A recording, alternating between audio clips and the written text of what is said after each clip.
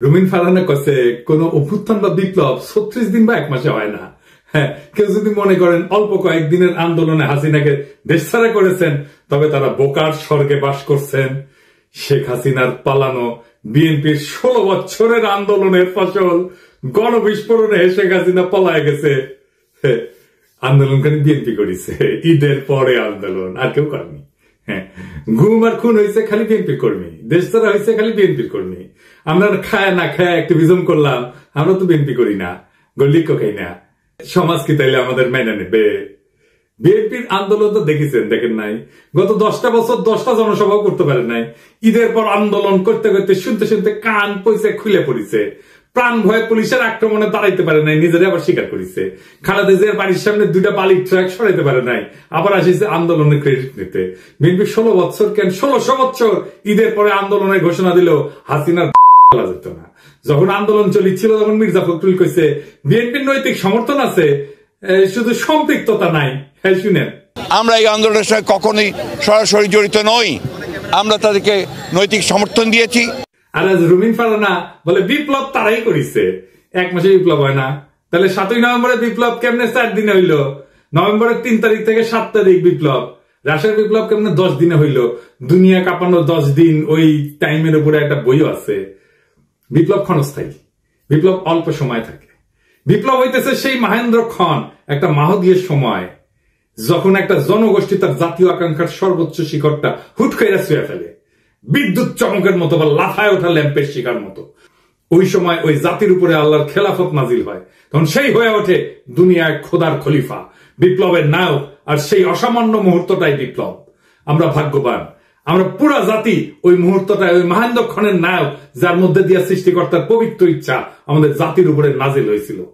এই জন্য এই শহীদের মৃত্যু নাই, তারা সময় আর কালকে অতিক্রম করে যায়। আমি কইছিলাম খোদা তাআলার দয়া ছাড়া বিপ্লবে বিজয়ী হওয়া যায় না। খোদা তাআলার সাহসের আবাবিল পাখি পাঠানো লড়াইয়ের ময়দানে খোদা তাআলার সাথে জনগণের একটা স্পিরিচুয়াল কানেকশন ছাড়া বিপ্লব সফল হয় না। মহাজীবনের ডাক শোনে সবাই। আপনি রুমিন ফারহানাকে বিএনপি কে খোদা তাআলার জায়গায় বসাইতেছেন? নাউজুবিল্লাহ। বিপ্লবের মালিক সৃষ্টিকর্তা, আপনারা না। আপনি বিপ্লবের নায়ক হইলে আপনি মাইকের সামনে চিল্লাইতেন না, অবশ্য ভুলভাল চিল্লান। কইতেছে 18 সালে নাকি বিএনপি নির্বাচন প্রত্যাখ্যান করেছে। শুনেন,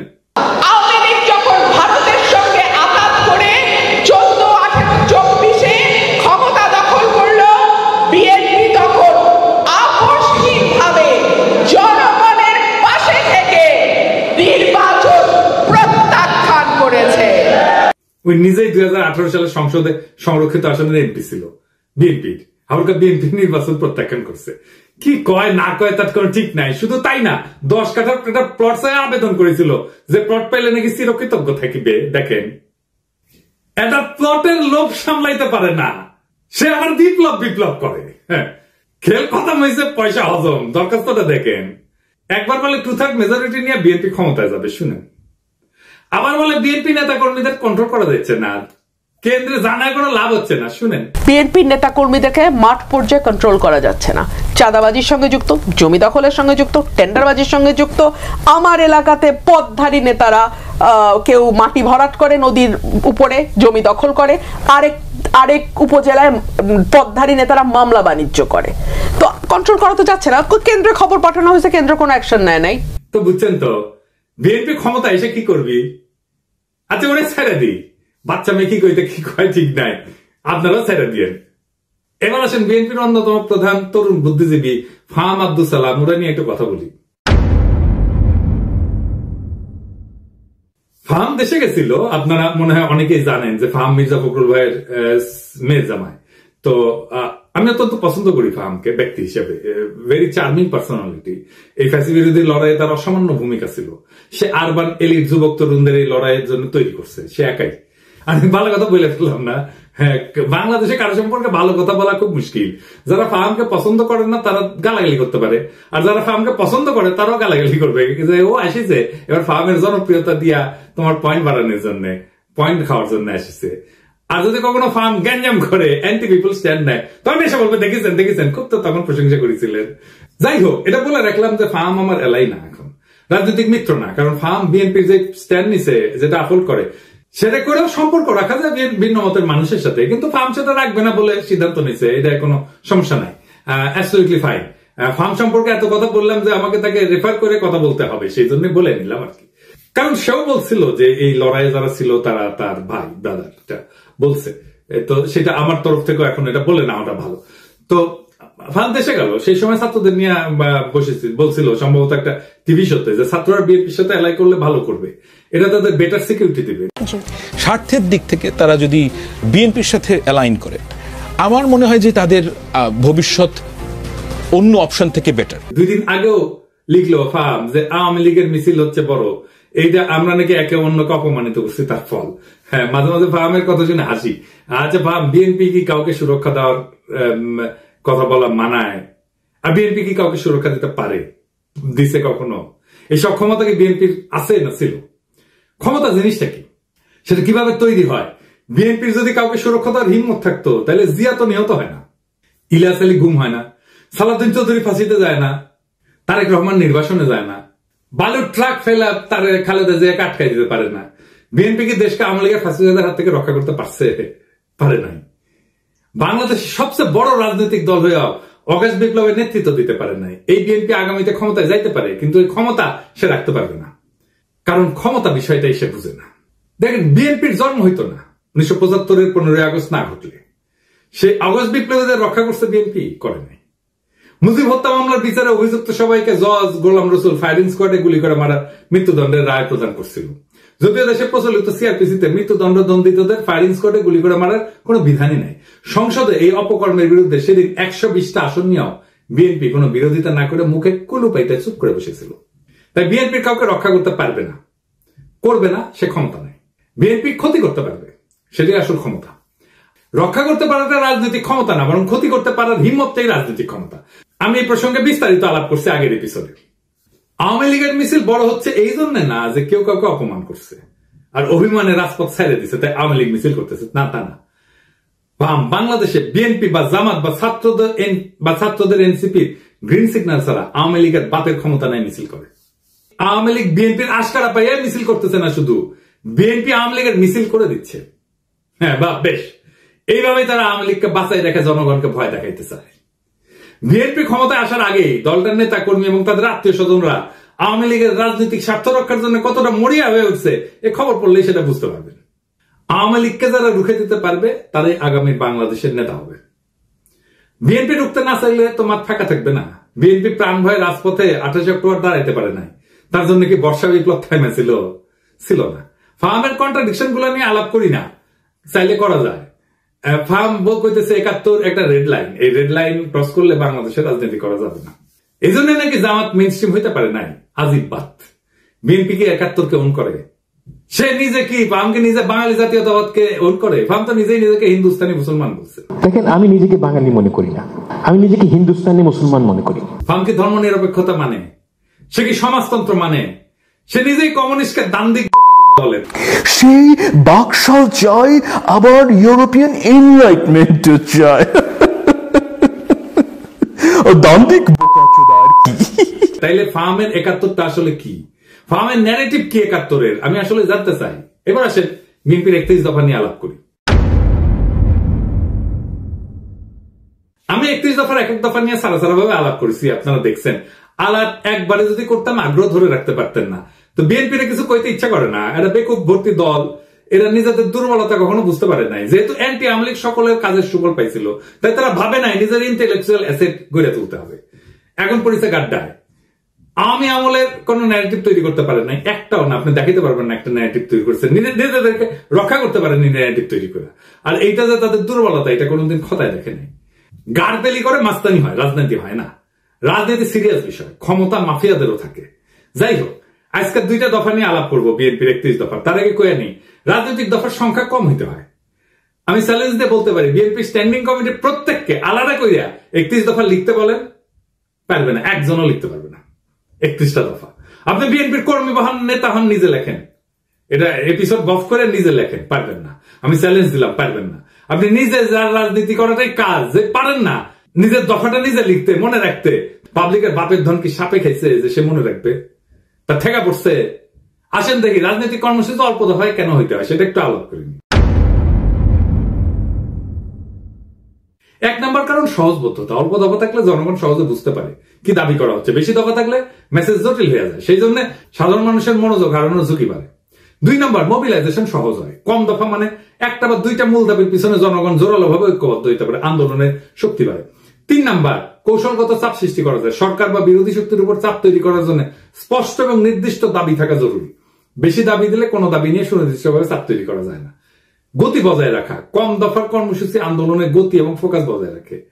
লম্বা তালিকা মানে প্রত্যেকটা বিষয় আলাদা করে ব্যাখ্যা লাগবে, যা সময় ক্ষেপণ করে। 5 নাম্বার হইতেছে সংবাদ মাধ্যমে সহজে প্রচার। মিডিয়া ছোট স্পষ্ট বার্তা প্রচার করতে পছন্দ করে, অল্প দফায় আন্দোলন সহজে শিরোনাম হয়। আমি এটা বললাম আন্দোলন এই কারণে, কারণ তারা কিন্তু 31 দফা আন্দোলনের সময় করছে, বিপ্লবের পরে করে নাই, সেজন্য আন্দোলনের কথা বললাম। আমাদের সফল আন্দোলনগুলো দেখেন, রাষ্ট্রভাষা বাংলা চাই। 6 দফা, এরশাদ বিরোধী আন্দোলনের 1 দফা, 1 দফা 1 দাবি, এরশাদ তুই কবে যাবি। হাসিনা খাতা আন্দোলনের 1 দফা।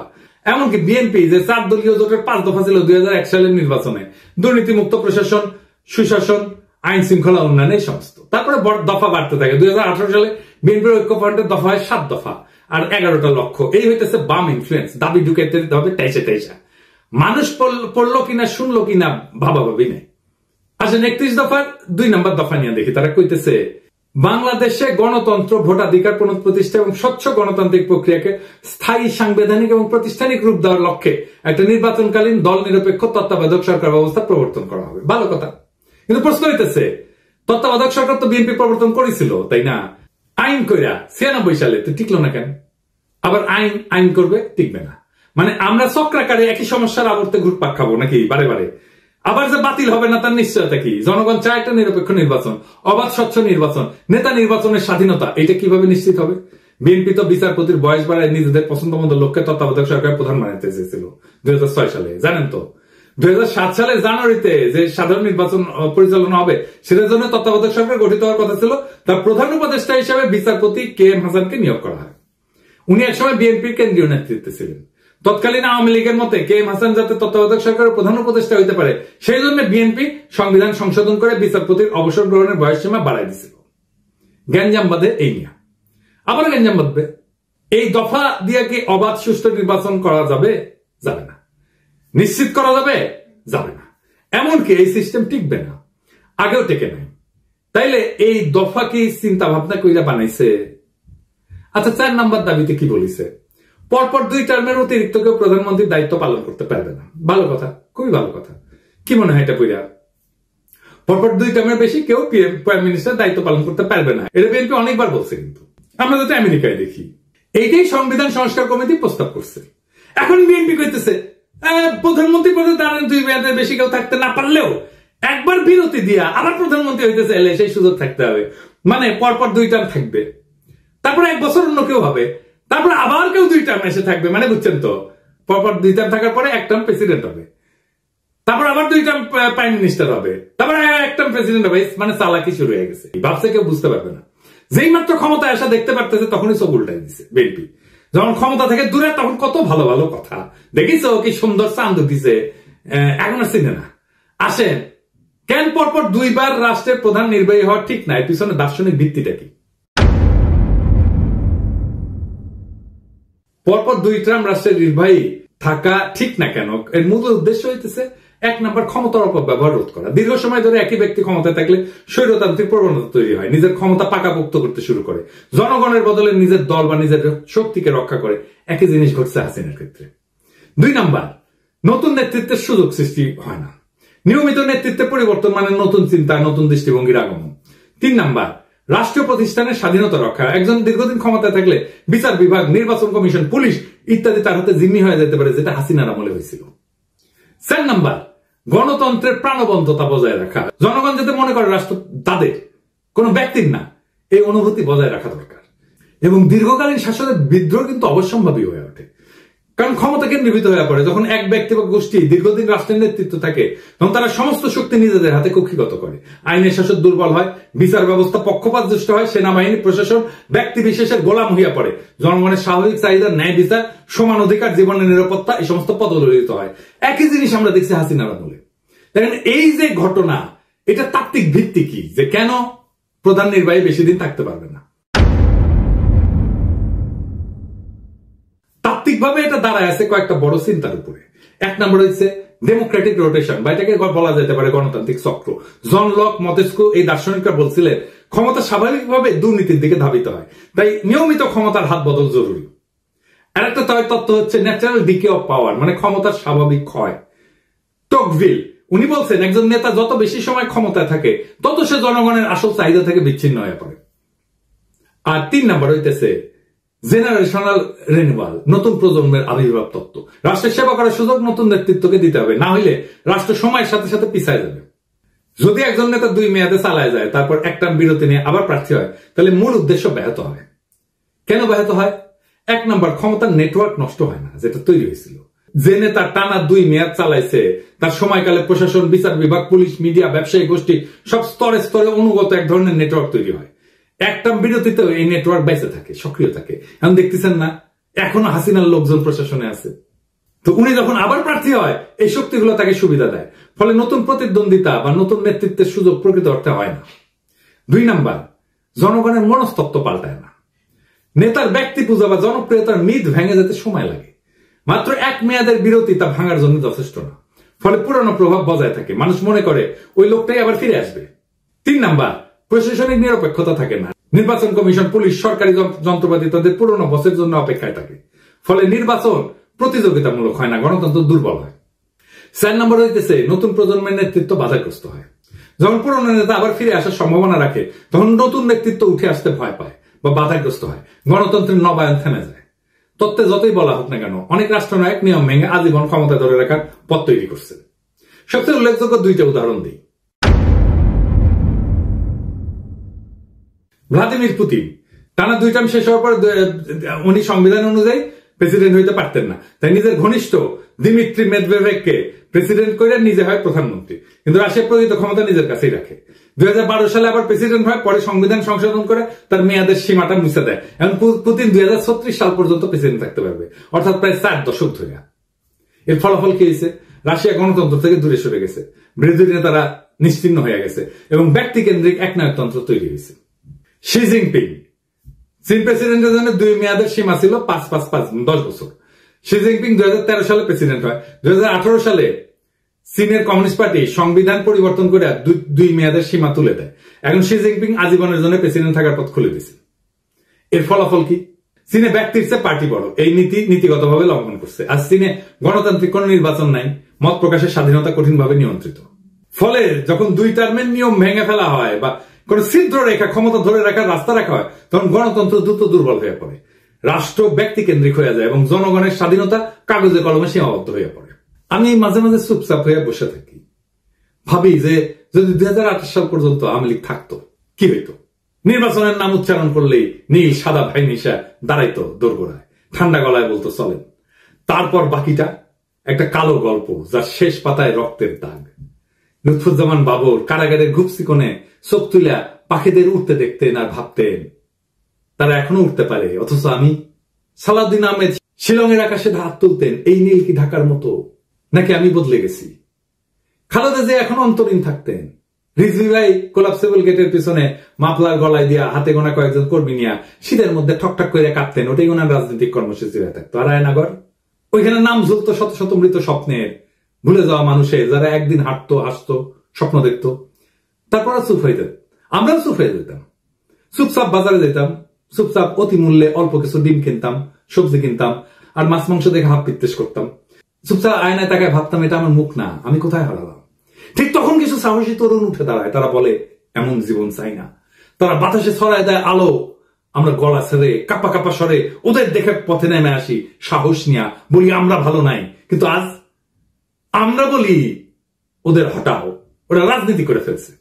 ওদের রক্ত আজকে পথের ধুলা, ওদের কান্না আজকে নীরব শোক। আমরা চিৎকার করি এখনই নির্বাচন চাই, ডিসেম্বরেই চাই, এখনই চাই। দেশ যে ভালো চলতেছে এটা কেউ দেখে না। রিজার্ভ বাড়তেছে, দুর্নীতির টাকা ফিরতেছে, সংস্কারের বাতাস রাখছে, কিন্তু এই খবর কারো কানে ছয় না। একটাই আমাদের পিপাসা এখন, ক্ষমতা আর ক্ষমতা। আলোর এই লড়াই কখনো সহজ ছিল না। আলোর জন্য যারা পথে নামে তাদের পা রক্তাক্ত হয়, তাদের চোখে জল জমে, তাদের গলা রুদ্ধ হয় কান্নায়, কিন্তু তবু তারা হাঁটে। কারণ তারা জানে পিছাই গেলে চিরকাল হারায় যেতে হবে। আজ যারা রক্ত দিচ্ছে যারা ভয়কে পিছনে ফেলে আগাইছে তাদের নাম ইতিহাসের পাতায় লেখা থাকবে। আজকে যারা কাঁপতেছে মিথ্যা বলতেছে তারা কেবল হারায় যাবে বিস্মৃতির ধুলায়। বিপ্লব কখনো সংগঠিত হয় না বক্তৃতায়, বিপ্লব জন্ম নেয় নির্ভীক হৃদয়ের তপ্ত রক্তে। আমরা সেই রক্তের উত্তরাধিকার, আমরা হারবো না। তারা ভাবছিল আমরা ভয় পাবো, তারা ভাবছিল আমরা হেরে যাব, তারা ভাবছিল আমরা মুখ নিচু কইরা ঘরে ঢুকে যাব, কিন্তু তারা ভুল করছে। আমরা পিছু হটিনি, আমরা সামনে আগাইছি, আমরা থামিনি, আমরা ঝড় তুলছি, আমরা চুপ থাকিনি, আমরা স্লোগানে মুখর করছি রাজপথ। আজ যারা ধোকা দিচ্ছে ইতিহাস তাদের মুখ চিরকাল ঘষা মাটিতে ফেলে রাখবে।